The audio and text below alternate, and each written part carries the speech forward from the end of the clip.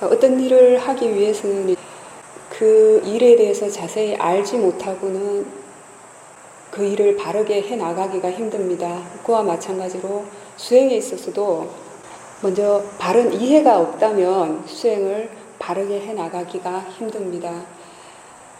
이곳에는 이제 우리 그사님 같은 경우에는 지금 오랫동안 이제 세우민 수행을 해 오셨기 때문에 제가 일단 그 본문의 주제를 처음 오신 분들을 대상으로 하겠습니다.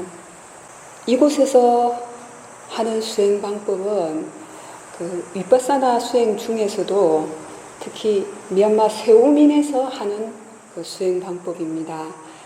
그렇다면은 이제 또 여기서 이제 생길 수 있는 것이 뭐 그러면 세우민에서 하는 수행 방법이 다르고 마시에서 하는 수행 방법이 다르고 또 어디 뭐 다른 빤디타에서 하는 수행 방법이 다른 것인가, 아니면 또 뭐 고행카에서 하는 것은 또 다른 것인가, 이렇게 생각할 수가 있어요. 왜냐하면 마시에 가면 배가 부른 끄짐을 주대상으로 관찰을 하라 하고 또 천천히 행동하라고 합니다. 또 고행카에 가면 머리 끝부터 발끝까지 몸의 느낌을 감각적으로 관찰을 하게 합니다.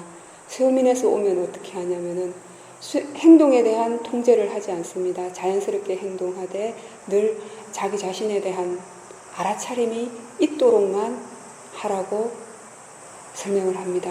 그렇다면 자, 이 수행 방법이 같습니까? 다릅니까?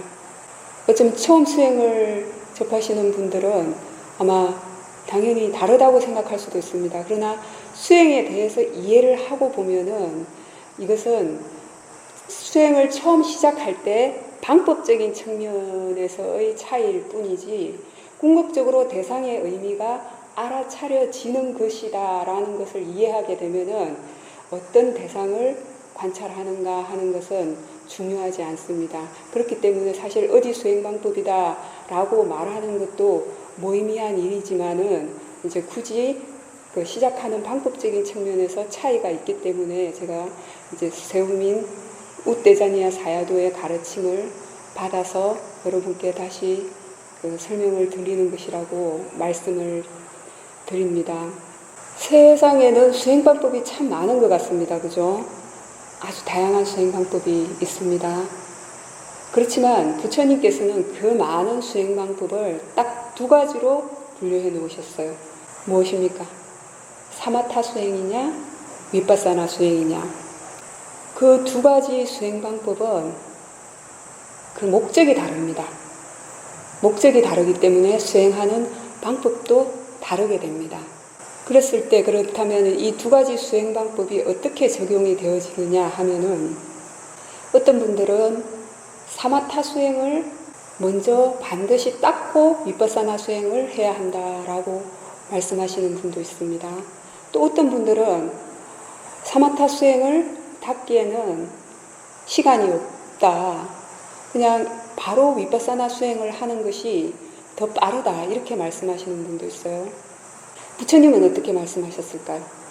부처님께서는 각 수행자의 근기에 맞게 가르치셨어요. 그 사람의 성향을 판단하셨고 그 다음에 그 사람이 전생에 어떤 수행을 했는가 하는 것에 대한 판단을 먼저 하셨기 때문에 그 사람에게 딱 맞는 수행을 가르치셨어요. 그래서 어떤 사람에게는 사마타 수행을 먼저 닦도록 하고 위파사나 수행을 닦도록 이끌어 주셨고, 어떤 사람에게는 사마타와 위파사나 수행을 동시에 닦아가도록 하셨어요. 또 어떤 사람들에게는 바로 위파사나 수행을 하도록 이끌어 주셨어요. 그렇다면 이 시대에는 어떻습니까? 이 시대에 수행을 얘기하는 분들은 어떻게 가르칠까요? 이 세 가지를 동시에 다 가르치는 분 보셨습니까? 왜 못 보셨을까요? 아무도 이 시대에는 부처님만큼의 지혜가 깊지 않기 때문에 각자 자신이 스승에게 배운 수행 방법을 다시 알려줄 뿐입니다. 왜냐하면 자신이 그 수행 방법을 배워서 마음의 사마디에 안정감이 생기고 지혜가 생겼다는 것은 자신에게 그 수행 방법이 맞다라고 표현할 수 있습니다. 그렇기 때문입니다. 이유는 그 한 가지입니다. 어떤 사람이 사마타를 먼저 가르쳐서 윗바사나를 가르치고, 어떤 사람은 사마타 수행과 윗바사나 수행을 동시에 가르치고, 어떤 사람은 또 윗바사나 수행을 바로 가르치는 이유는 바로 그것입니다. 그렇다면은 어떠한 수행 방법이 자신에게 맞는 것인가에 대한 판단은 어떻게 해야 할까요? 기회가 닿는 대로 그 수행을 접해보고 자신의 마음의 질이 확고하게 바뀌고 지혜가 개발된다는 확신이 든다면 그 수행 방법이 맞는 겁니다. 그렇지만 수년을 수행을 해도 마음의 변화가 없고 수행이 되는 건지 마는 건지, 혹은 어떤 수행상에서 생겨나는 어떤 장애로 인해서 더 이상 수행을 해나갈 수 없다면 이건 정말 나에게 맞는 수행 방법인가 라는 의문을 해보셔야 됩니다. 그리고 다른 수행 방법을 시도해 볼 필요가 있다라고 생각합니다. 저 역시 제가 수행을 해서 이익이 생겼고 지혜가 개발되었다고 판단이 되는, 제가 아는 세운민에서 배운 수행 방법을 여러분에게 전해드릴 뿐입니다. 이것이 정말 자신에게 적용이 되어져서 옳은지 그른지, 이익이 있을 것인지 없을 것인지에 대한 판단은 여러분의 지혜로서 하시면 됩니다.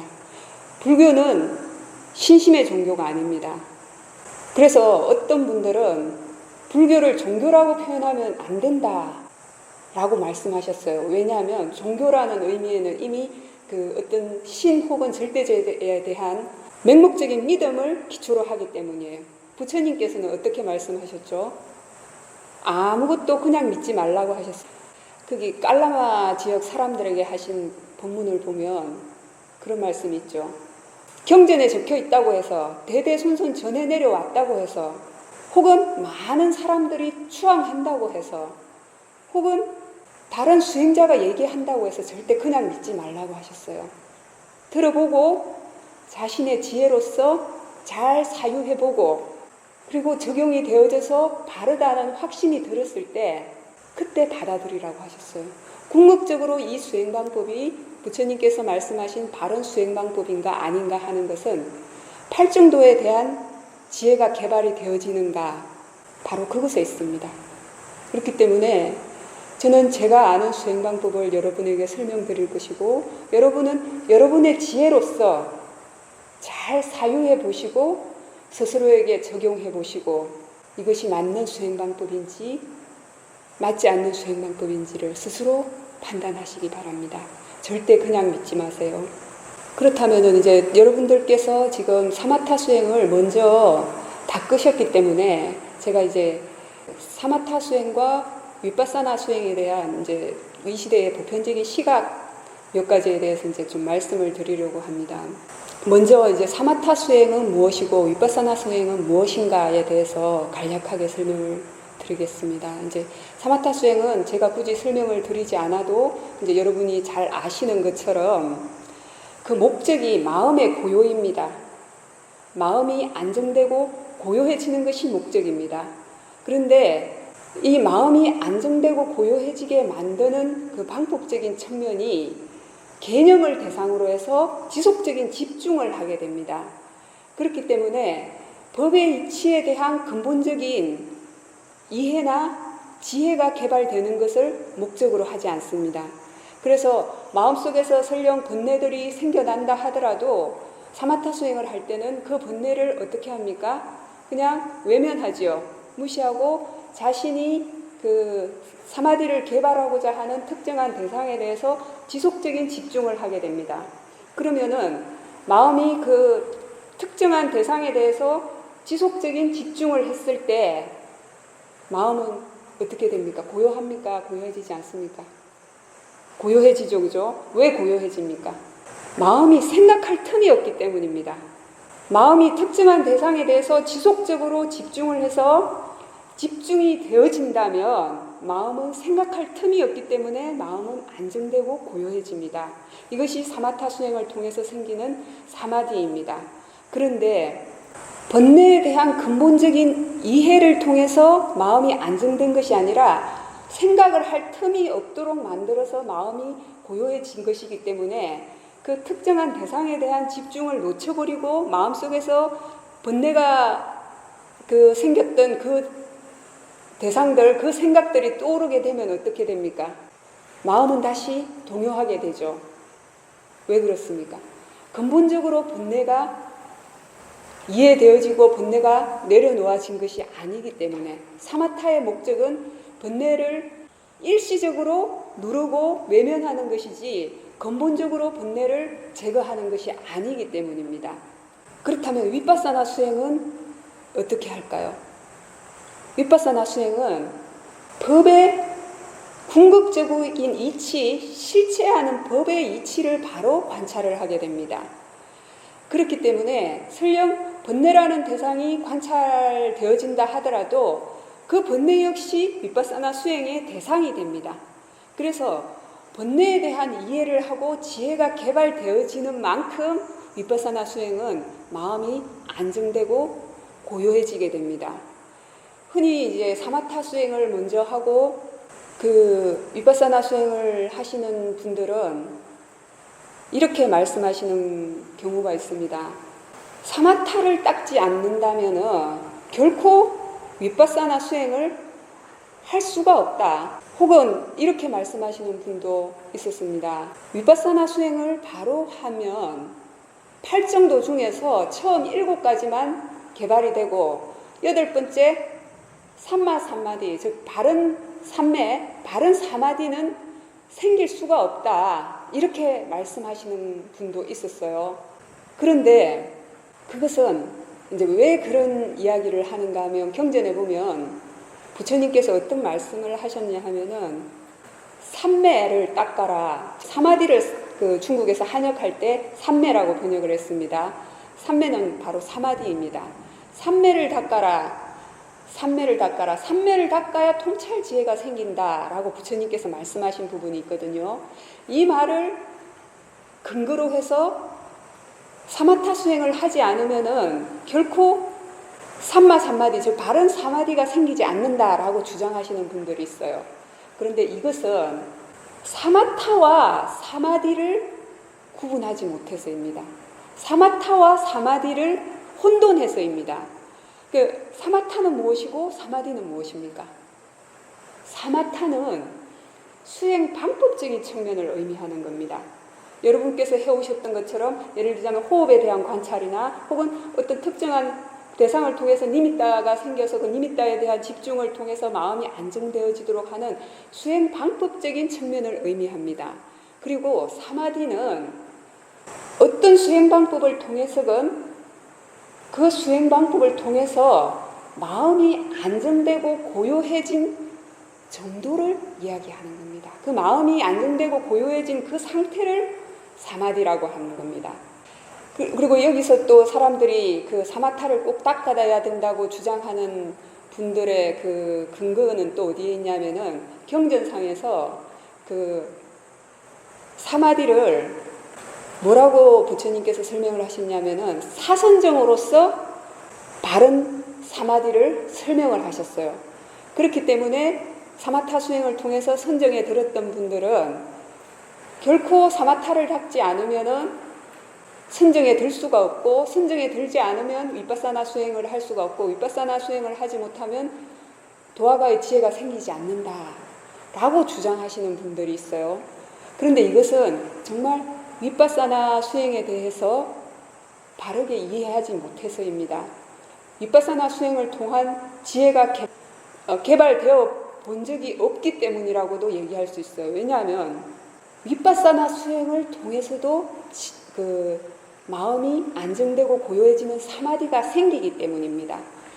그렇다면은 어떻게 그것이 가능한가 하면은 조금 전에 말씀드렸던 그 차이 때문이에요. 사마타 수행을 통해서 사마디가 생기는 것은 특정한 대상이나 니미따에 대한 집중을 통해서 마음을 일시적으로 안정시키고 고요하게 만드는 것인데 위파사나 수행은 번뇌에 대한 이해 그리고 지혜의 개발에 의해서 마음이 근본적으로 안정되고 고요해지기 때문입니다.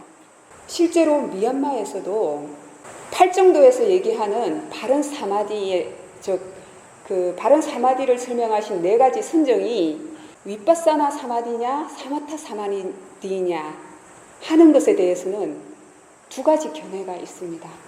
어떤 분들은 그것이 사마타 수행에 의한 사선정이다 라고 주장하시는 분도 있고, 어떤 분들은 윗바사나 수행에 의한 사마디이다 라고 주장하시는 분도 있습니다. 그렇다면 이것이 정말 어떠한 사마디가 정말 부처님께서 말씀하신 8정도의 삼마삼마디, 즉 바른 사마디인가 하는 것에 대해서는 저는 여러분들께서 수행을 해 나가시면서 직접 판단하시라고 말씀을 드리고 싶어요.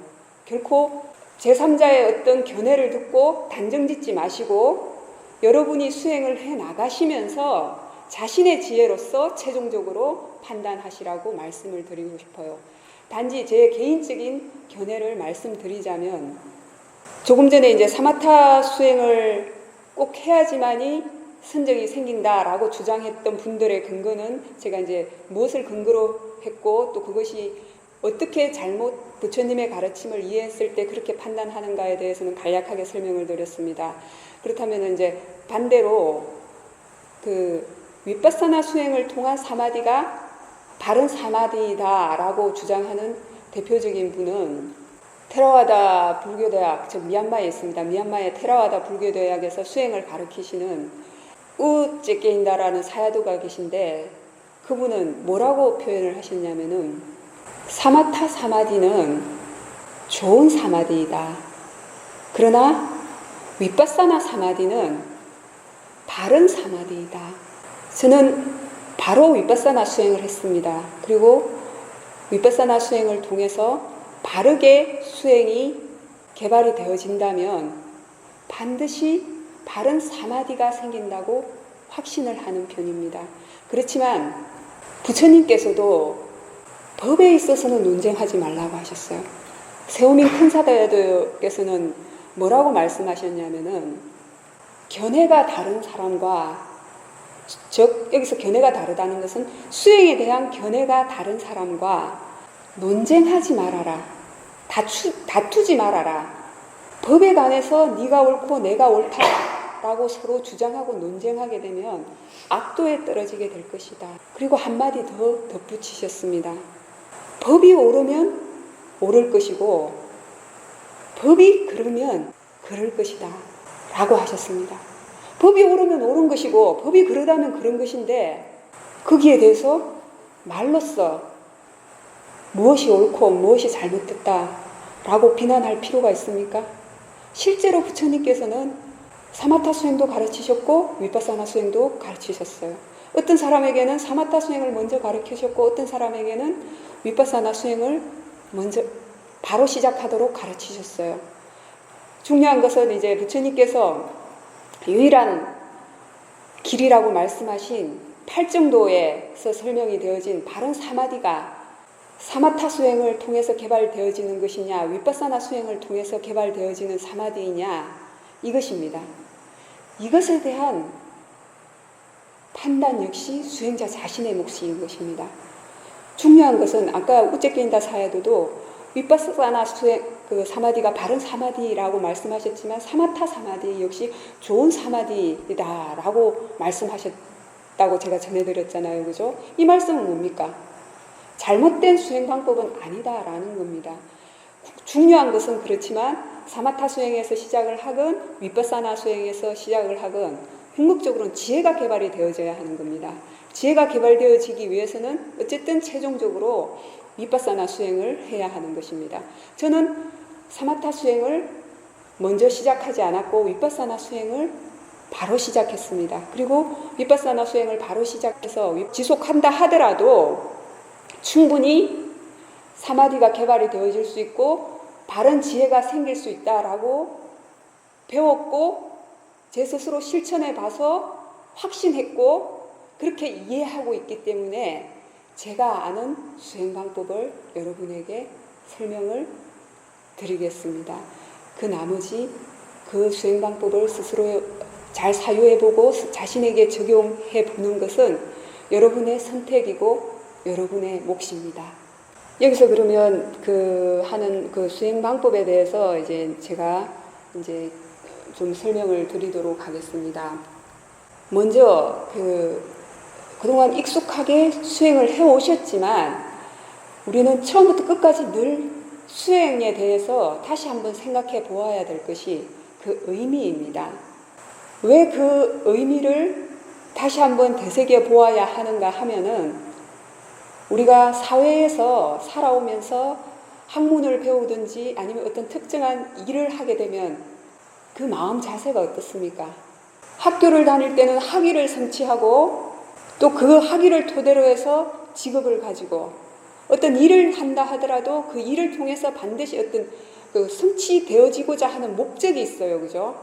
그래서 흔히 사람들은 수행을 하면서도 이런 바로 결과에만 의미를 부여하는 분이 있어요. 그런데 수행을 자신이 생각하는 그 어떤 바람직한 결과, 예를 들자면 도화가의 지혜라든지 아니면 뭐 마음이 안정되고 고요해지는 어떤 사마디에다가 목적을 두게 되면은 어떤가 하면은 자신이 그것을 얻었다고 생각하면은 들뜨게 되고 자신이 그 상태를 얻지 못하게 되었다라고 생각하면 마음이 조급해지고 불안해지게 됩니다.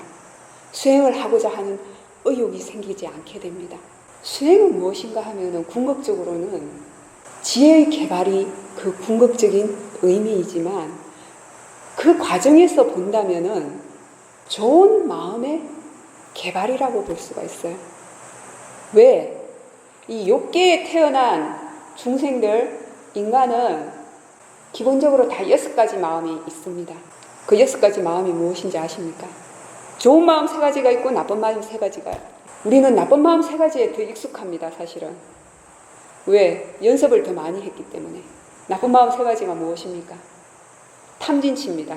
욕심내고 화내고 바르게 판단하고 사유하지 못하고 바르게 알지 못하는 어리석음의 마음. 이 3가지는 정도의 차이는 있지만 다 가지고 있습니다. 그렇다면 그에 반대되는 좋은 마음 3가지가 또 있습니다. 좋은 마음 3가지가 무엇입니까? 불탐, 부진, 불치. 한문을 우리말로 업력하는 것은 참 어렵습니다. 쉽게 말하면 욕심내지 않는 마음, 화내고자 하는 마음이 없는 것, 화내지 않는 마음, 어리석음이 없는 지혜의 마음, 이 3가지가 좋은 마음이라고 볼 수 있습니다. 다시 말하면 수행을 한다는 것은 결국 이 탐진치라는 이 3가지 나쁜 마음을 그와 반대되는 욕심내지 않고 화내지 않고 어리석음이 없는 지혜의 마음이 되도록 개발시켜가는 과정이다 라고 말할 수가 있습니다. 그렇다면 지금 여기에서 우리가 그 수행 방법을 어디에 근거를 두고 하느냐? 바로 그 디가니까야나 마찌마 니까야에서 포함이 되어진 대념처경, 마찌마 니까야에서는 염처경이라고 되어 있죠.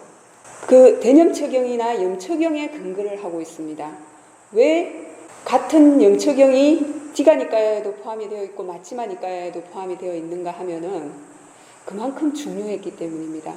부처님 당시에는 이 경전이 처음부터 문자로 기록된 게 아니고 꽤 오랜 시간 동안 구전이 되어 왔습니다. 합송되어져서 암송되어 왔다는 사실 아시죠? 그죠? 그랬을 때 사부니까야 달을 한꺼번에 암송한다는 것은 거의 불가능했기 때문에 디가니까야 가장 긴 경전은 아난다존자 제자들이 그 암송해서 왔던 걸로 기억합니다. 그리고 마찌마 니까야 같은 경우에는 그 사리푸트라 존자 제자들이 또 암송을 해왔습니다. 이랬을 때 모든 부처님의 그 다양한 가르침을 다 포함을 시킬 수 없지 않습니까? 그래서 이제 디가니까야는 긴 경전만 포함시키고 마찌마 니까야는 중간 길이의 경전을 포함시켰는데 이 염처경 같은 경우에는 너무 중요했기 때문에 사리푸트라 존자의 제자들도 포함을 시키고 싶어 했고 아난다 존자의 제자들도 포함을 시키고 싶어 했습니다. 그래서 결국은 디가니까야에도 포함이 되고 마찌마 니까야에도 포함이 되어졌던 겁니다. 그만큼 중요하기 때문에. 여기서 부처님께서는 어떻게 설명을 하셨냐 하면은 중생들의 마음의 청정, 그리고 근심 걱정, 슬픔을 비롯한 탄식, 육체적인 고통, 정신적인 고통으로부터 벗어나고 번뇌로부터 벗어나는 바른 방법을 이해해서 궁극적으로는 열반을 실현하게 되는 유일한 길이다 라고 말씀을 하셨어요. 그렇다면 이 유일한 길이 무엇이냐? 이 유일한 길은 궁극적으로는 팔정도를 의미합니다. 팔정도의 지혜가 궁극적으로 개발이 되어질 때 그것은 번뇌로부터 벗어나게 되는, 궁극적으로 열반을 실현하게 되는 바른 수행 방법이다 라고 부처님께서는 말씀하셨어요. 그 유일한 길인 팔정도를 어떻게 개발해야 하는가, 그것에 대해서 부처님은 4가지 대상에 대한 관찰에서부터 시작해라 라고 말씀을 하셨습니다. 왜 4가지 대상으로 구분하셨는가 하는 것에 대해서는 지금부터 좀 설명을 드리도록 하겠습니다. 부처님께서 말씀하신 그 4가지 대상은 궁극적으로 무엇입니까? 많이 들어보셨죠? 신수, 신법 4가지입니다. 첫 번째, 신념처 수행. 이 신념처 수행에서는 사마타 수행에 대한 것도 포함이 되어 있고 위파사나 수행에 대해서도 포함이 되어 있습니다. 그런데 이제 흔히 사람들이 이 신념처 수행에서 이 몸신자가 사용이 되어졌기 때문에 이 몸에 대한 관찰을 신념처 수행이다라고 이해하는 경우가 있는데 그것은 옳지 않습니다. 신념처 수행에서 대부분 뭐 호흡이라든지 그 몸의 움직임이라든지 이런 그 몸에 대한 관찰이 주를 이루고 있지만은 사실은 몸에 대한 관찰이 신념처가 아닙니다. 그 신념처에서 몸신자의 그 빨리의 원어가 까야라는 것인데 그 까야의 의미는 몸에 대한 의미도 있지만 몸이라는 의미도 있지만 어떤 무리, 조합 이런 의미가 있습니다. 신념처 수행에서 부처님께서 궁극적으로 사용하신 의미는 무엇인가 하면은 이 무리, 조합이라는 뜻입니다. 그렇다면 신념처 수행에서 호흡에 대한 관찰을 설명하시는데 이것은 몸에 대한 관찰이 아닌가라고 말씀하실 수가 있습니다. 물론 그 육체를 의미하는 몸에 대한 관찰도 되어지지만 그것은 궁극적으로는 뭐냐면은 호흡과 관련된 모든 수행을 얘기하는 거예요. 왜냐하면 부처님께서는 신념처 수행에서 마지막에 어떻게 말씀을 하셨냐면은 이 호흡에 대한 관찰을 통해서도 모든 번뇌로부터 벗어난 상태를 설명하시는 거예요. 모든 번뇌로부터 벗어났다는 것은 뭐냐 하면은 신념처 수행에서 되어지는 부분이 아니거든요. 그것은 바로 법념처 수행에까지 이르렀다는 거예요. 그렇다면 그것은 신념처 수행 그 자체, 호흡 그 자체에 대한 관찰에서 궁극적으로는 법념처 수행으로 나아갔다는 거예요. 그렇기 때문에 부처님께서 설명을 하시고자 하셨던 것은 신념처 수행에서 단순히 몸에 대한 관찰을 의미하신 게 아니라 예를 들어서 호흡 같으면 호흡과 관련된 일체의 수행 방법 그리고 행주자와 모든 움직임에 대한 관찰 혹은 또 거기에서 삼파자냐 지혜에 대한 관찰도 언급이 되어 있습니다. 그것은 물론 설명이 되어지기는 서 있을 때 서 있는 줄 분명히 알고 움직일 때 움직이는 줄 분명하게 알고 돌아설 때 돌아서는 줄 분명하게 알고 앉을 때 앉아있는 줄 분명하게 알아라 라고 말씀하셨어요. 얼핏 보면은 몸에 대한 움직임을 관찰하라 라고 설명하신 것 같습니다. 그러나 여기서 말하는 분명하게 알라 라는 의미의 그 빨리의 원어가 삼빠자냐입니다. 이제 삼빠자냐 이 단어를 초기불전연구원에서는 알아차림이라고 이제 그 번역을 했습니다. 그래서 이제 보편적으로 그 수행체에서 그 사용하는 사띠를 알아차림이라고 표현하는 것과 약간의 혼동이 있기 때문에 이제 간단하게 사띠와 그 삼빠자냐에 대한 용어에 대한 설명부터 언급을 하고 이제 다음 설명으로 나아가도록 하겠습니다. 사띠의 의미는 흔히 이제 수행체에서는 알아차림이다 라고 표현을 하고, 그 초기불전연구원에서는 마음챙김이다 라고 번역을 되어졌습니다. 그런데 경전에서 사띠의 주석서에서도 그렇고 아비담마상에서의 그 주석에도 보면은 사띠의 궁극적인 의미가 무엇이냐 하면은 대상을 잊지 않는 겁니다. 대상을 잊지 않는 것. 대상을 잊지 않는 그 자체가 바로 사띠인 거예요. 대상을 알고 있다면 이미 사띠가 있는 거예요.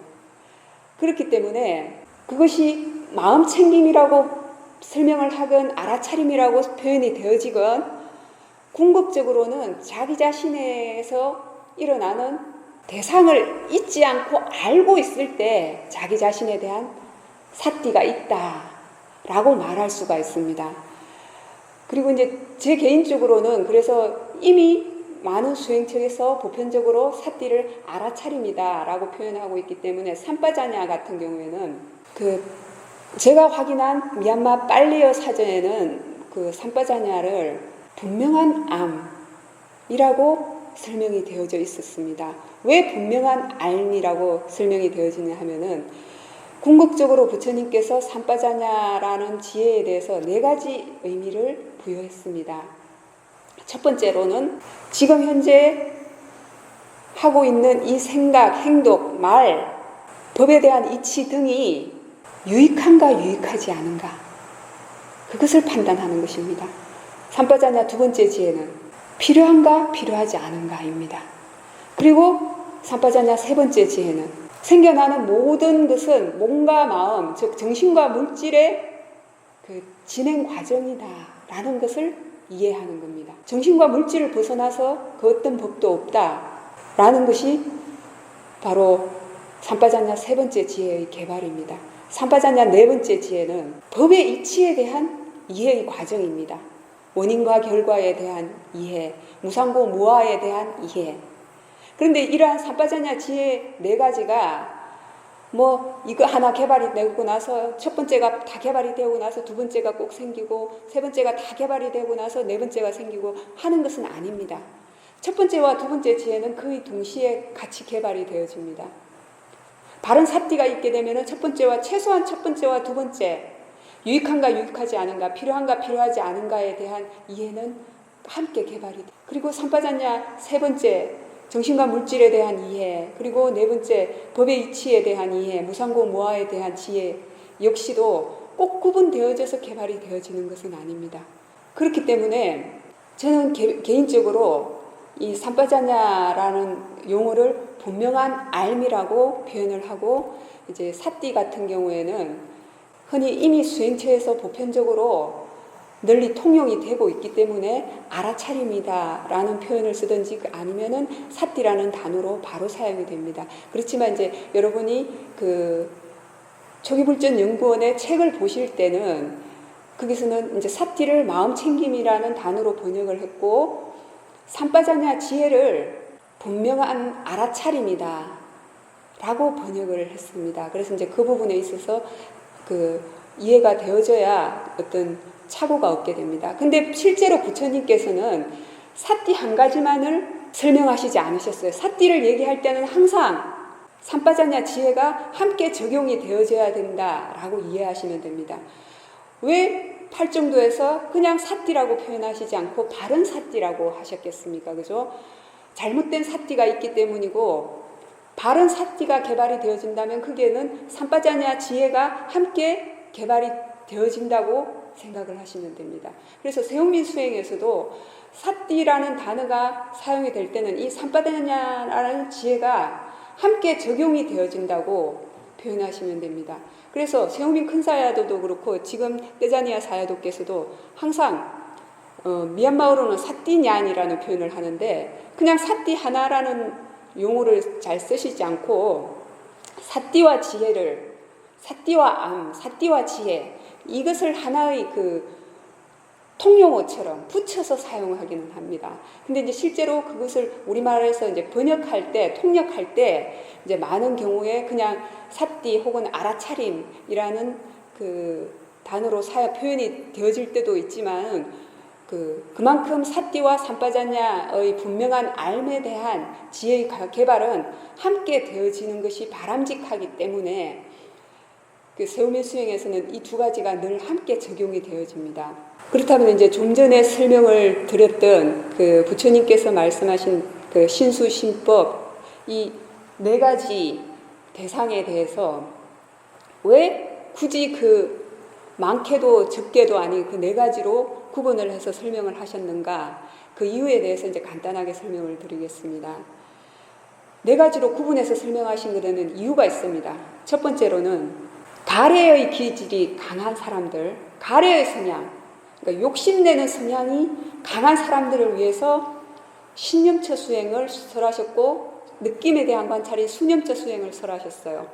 그런데 가래의 근기가 강한 사람들 중에서도 좀 더 둔한 사람이 있고 근기가 좀 더 예리한 사람이 있어요. 좀 둔한 사람들을 위해서 신념처 수행을 먼저 시작하도록 가르치셨고 좀 둔한 사람들을 위해서는 신념처 수행을 가르쳤지만 그보다는 조금 더 지혜가 있어서 예리한 사람들 그런 사람들을 위해서는 수념처 수행을 바로 시작할 수 있도록 부처님께서는 설명을 하셨어요. 그 다음에 사견의 기질이 많은 사람들 중에서 좀 둔한 근기의 사람들을 위해서는 신념처 수행을 바로 시작하도록 설명을 하셨고 사견의 성향이 강한 사람들 중에서도 좀 더 예리한 지혜가 아주 뛰어난 그런 분들을 위해서는 법념처 수행을 바로 시작할 수 있도록 하셨어요. 그런데 이제 언젠가 세우민 떼자니아 사회도께서는 지금 이 시대에는 사실 이 법념처 수행을 바로 해서 어떤 견해만 하나 바뀌게 되면은 바로 경전에 나와 있는 것처럼 수다원, 사다함, 아나함, 아라한의 도와 지혜, 과의 지혜가 바로 생길 수 있는 근기는 이 시대에는 없다고 봐야 된다라고 표현을 하셨습니다. 지금 이 시대의 근기는 많은 법문을 듣고 오랫동안 수행을 해나갈 때 조금씩 지혜가 개발이 되어져 가는 그런 근기이다 라고 설명을 하셨어요. 그러면 이제 세우민 수행에서는 사실 어떤 대상을 관찰해라, 어떤 대상부터 관찰을 해라 라는 설명을 잘 하지 않습니다. 왜 그런가 하면은 부처님께서 그 사람의 근기에 따라서 네 가지 대상으로 구분을 해서 설명을 하신 것처럼 그 사람의 지혜의 정도와 성향에 따라서 드러나는 대상들이 서로 다르기 때문입니다. 그래서 어떤 사람들은 신념처 수행에서부터 시작을 해야 되지만 어떤 사람들은 느낌에 대한 수념처 수행부터 바로 시작할 수가 있는 사람들이 있어요. 어떤 사람들은 마음에 대한 관찰을 바로 시작할 수 있는 사람들이 있어요. 어떤 사람들은 마음에 대한 관찰을 해가면서 법에 대한 관찰이 함께 또 빨리빨리 개발이 되어지는 분들도 드물지만 있습니다. 그렇기 때문에 세우민 떼자니아 사회도께서는 어떤 대상을 관찰해라 라는 표현을 하시지 않으시고 사념처 수행에서 궁극적으로 중요하게 생각하는 사띠가 이어지는 개발을 하도록만 이끌어 주십니다. 왜냐하면 사띠가 개발이 되어진다면은 사띠가 어떤 대상을 알아차리는 하는가 하는 것은 이미 그 사람의 성향이나 지혜의 정도에 따라서 이미 드러나 있기 때문입니다. 다시 말씀드리면 자기 자신에 대해서 사띠가 있다면 어떤 대상이든지 대상은 이미 그 안에 포함되어져 있기 때문입니다. 조금 전에 말씀드린 것처럼 사띠의 궁극적인 의미는 대상을 잊지 않는 것입니다. 그래서 자기 자신에 대해서 잊지 않는 알아차림이 있다면 이미 그 안에는 이 신수신법 네 가지 대상 중에 적어도 한 가지 대상에 대한 알아차림이 있다라고 말할 수가 있습니다. 세우민에서 하는 구체적인 수행 방법에 대해서 좀 더 자세하게 설명을 드리도록 하겠습니다.